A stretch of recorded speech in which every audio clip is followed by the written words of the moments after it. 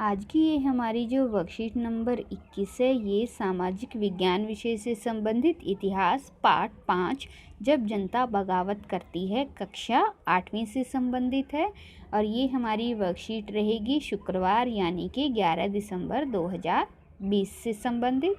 सबसे पहले बच्चे जो हैं विद्यार्थी का नाम की जगह अपना नाम फिल करेंगे। कक्षा अध्यापक के नाम की जगह वो अपना नाम, अपने कक्षा अध्यापक का नाम या फिर कक्षा अध्यापिका का नाम जो है उसको फिल करेंगे। जनता की नज़र से तो यहाँ पर बताया गया है कि जो जनता की नज़रों में ब्रिटिश शासन था उसके अगेंस्ट वो किस तरीके से उन्होंने इकट्ठा होना शुरू किया। इससे पहले वाली वर्कशीट में हमने कुछ जानकारी जो है वो पढ़ी थी।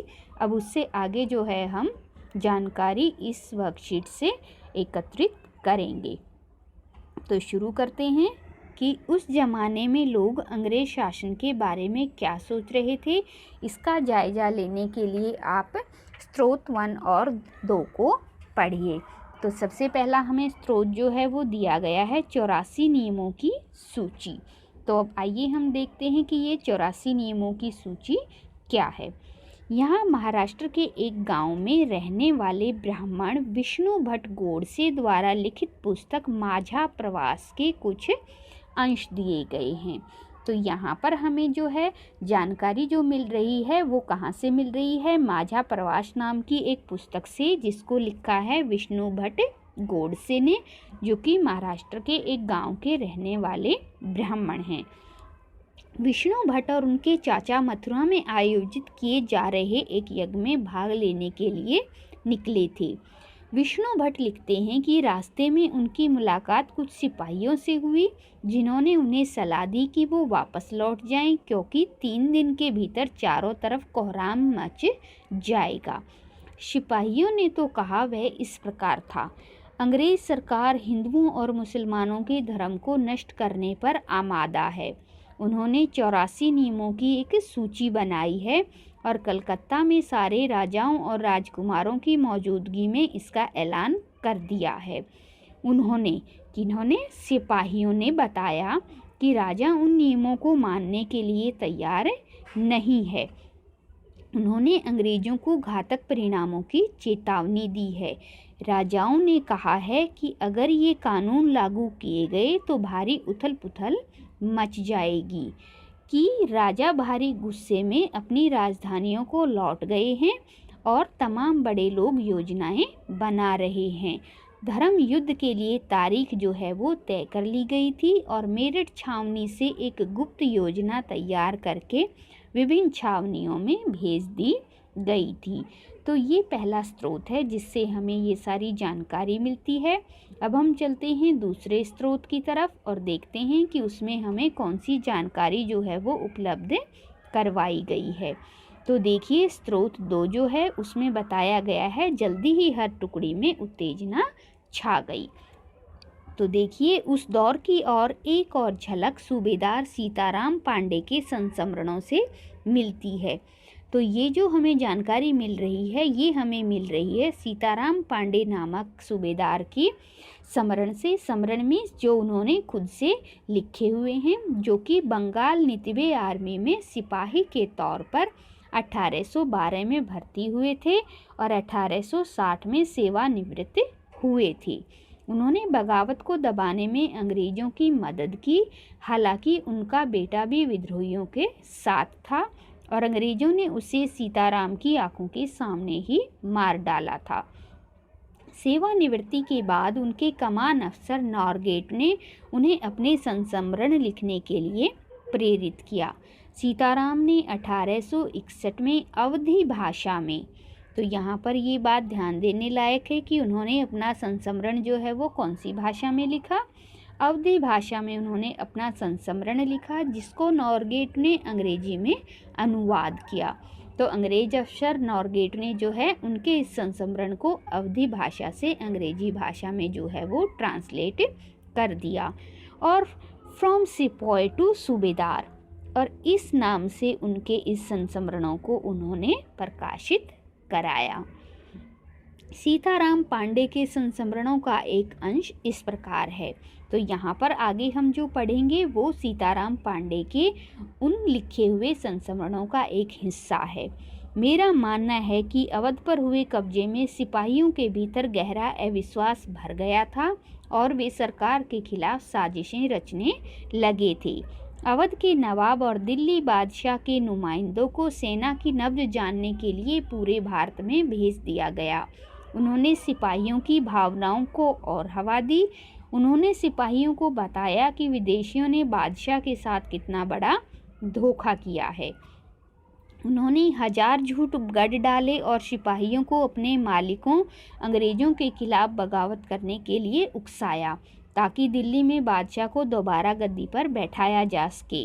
उनकी दलील थी कि अगर सिपाही मिलकर काम करें और इन सुझावों पर अमल करें तो सेना ऐसा कर सकती है। संयोग से उसी समय सरकार ने हर एक रेजिमेंट के कुछ लोगों को नई राइफल के इस्तेमाल का तरीका बताने के लिए अलग अलग छावनियों में भेजा। इन लोगों ने कुछ समय तक सिपाहियों को प्रशिक्षण दिया। इसी दौरान ने जाने कहां से एक खबर फैल गई कि इन राइफलों में इस्तेमाल होने वाले कारतूसों पर गाय और सुअर की चर्बी का लेप चढ़ाया गया है। दूसरी रेजिमेंट के लोग दूसरे लोगों को लिखकर यह खबर भेजने लगे और जल्दी ही हर एक रेजिमेंट में उत्तेजना का माहौल बन गया। कुछ लोगों ने कहा कि उनकी 40 साल की नौकरी में सरकार ने उनके मजहब को चोट पहुंचाने के लिए कभी कुछ नहीं किया था। लेकिन जैसा कि मैंने पहले ही जिक्र किया है, अवध पर कब्जे के कारण सिपाही पहले से ही गुस्से में थे। स्वार्थी लोगों ने फौरन यह कहानी गढ़ दी कि अंग्रेज़ों ने सबको ईसाई बनाना चाहते हैं, इसीलिए उन्होंने ऐसे कारतूस तैयार किए हैं ताकि उन्हें इस्तेमाल करने से मुस्लिम और हिंदू दोनों ही भ्रष्ट हो जाएं। कर्नल साहब का मानना था कि यह बेचैनी जो उन्हें भी साफ दिखाई दे रही थी इस बार भी अपने आप खत्म हो जाएगी और उन्होंने मुझे घर चले जाने की हिदायत दी। तो ये जो है हमें ऊपर जानकारी मिल रही है, ये सूबेदार जी के जो संस्मरण रहे हैं सीताराम पांडे जी, उनकी लिखे गए संस्मरणों से प्राप्त हुई है। और ऊपर दी गई इस सारी जानकारी को पढ़ने के बाद अब जो है नीचे हमसे कुछ प्रश्न पूछे गए हैं जिनके बारे में हम उत्तर जानने की कोशिश करेंगे। तो सबसे पहला जो हमारा प्रश्न है वो है, माझा प्रवास के अनुसार सिपाहियों ने विष्णु भट्ट और उसके चाचा को क्यों लौट जाने को कहा। तो जो सबसे पहले वाला स्रोत हमें था उसमें हमें पता चलता है कि सिपाहियों ने किस लिए उनको लौट जाने को कहा था। तो यहाँ से आप देखिए कि विष्णु भट्ट और उनके चाचा मथुरा में आयोजित यज्ञ में भाग लेने के लिए निकले हैं, लेकिन कुछ सिपाही उनको रास्ते में मिलते हैं और उनको वापस जाने की सलाह देते हैं क्योंकि उनके अनुसार जो है वो जल्दी ही कोहराम बचने वाला है। तो पहले प्रश्न के लिए हमारा उत्तर जो है यहाँ से लेकर यहाँ तक हो जाएगा। अब चलते हैं हम अपने दूसरे प्रश्न पर और इसमें हमसे पूछा गया है कि सीताराम पांडे कौन थे और उन्होंने अपने संस्मरण लिखने के लिए किसने प्रेरित किया। तो ये जो है इसकी जानकारी हमें दूसरे स्रोत से मिलती है और यहाँ पर हमें पता चलता है कि सीताराम पांडे जो हैं वो कौन थे। सीताराम पांडे जो है वो बंगाल नतीबे आर्मी में सिपाही के तौर पर 1812 में भर्ती हुए थे और 1860 में वो सेवानिवृत्त हुए थे। तो ये लाइन आप लिखेंगे। दूसरा जो है वो सेवानिवृत्ति के बाद उनके कमांड ऑफिसर नारगेट ने उन्हें अपने संस्मरण लिखने के लिए प्रेरित किया और सीताराम ने 1861 में अवधी भाषा में अपने संस्मरण लिखे जिनको नारगेट ने अंग्रेजी में अनुवाद किया और बाद में जो फ्रॉम सिपाही टू सूबेदार के नाम से प्रकाशित करवाया। तो देखिए क्वेश्चन नंबर 2 के आंसर में आप यहाँ से लेकर यहाँ तक लिखेंगे और साथ ही साथ ये वाली लाइन भी जो है आप क्वेश्चन नंबर 2 के आंसर में फिर नीचे की तरफ ऐड करेंगे। अब हम चलते हैं अपने अगले प्रश्न की तरफ और इसमें हमसे तीसरा प्रश्न जो पूछा गया है कि अंग्रेज फौज के भारतीय सिपाहियों में अविश्वास क्यों भर गया था। तो ये हमने अभी अभी यहाँ पे देखा था कि सिपाही जो थे वो किस वजह से असंतुष्ट थे। कि पहली बात तो क्या थी कि उनको जो प्रशिक्षण के दौरान जो है वो क्या दिया गया था, कारतूस दिए गए थे, और ऐसा मानना था कि ये कारतूस जो हैं वो किसके बने हुए हैं, सूअर की चर्बी के और गाय की चर्बी के जो है वो कारतूस बने हुए हैं। और धीरे धीरे ये खबर जो है एक रेजिमेंट से दूसरी रेजिमेंट में पहुंच गई और सैनिकों के बीच में जो है वो विद्रोह फैल गया।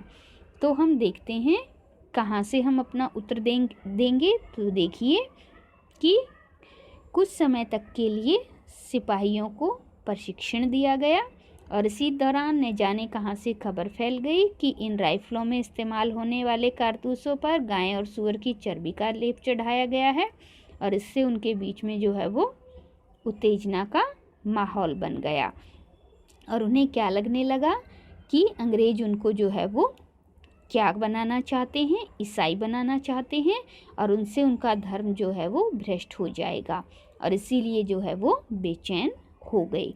तो हमारे जो प्रश्न नंबर 3 का जो उत्तर रहेगा वो यहाँ तक आप कर सकते हैं।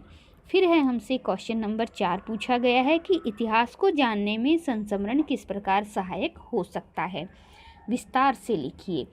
तो देखिए कि जिस तरीके से सीताराम पांडे जी का संस्मरण हमें जानकारी देता है उस समय में सिचुएशन कैसी थी, स्थिति कैसी थी, तो उसी प्रकार से कोई भी संस्मरण जो होता है हमें इतिहास को जानने में बहुत अधिक महत्वपूर्ण सहायता करता है, क्योंकि उस समय हुई जो भी घटनाएं होती हैं वो संस्मरण में ज्यों की त्यों लिखी जाती हैं और वो उस समय के इतिहास को यूं का यूं जानने में हमारे लिए बहुत महत्वपूर्ण साबित होता है।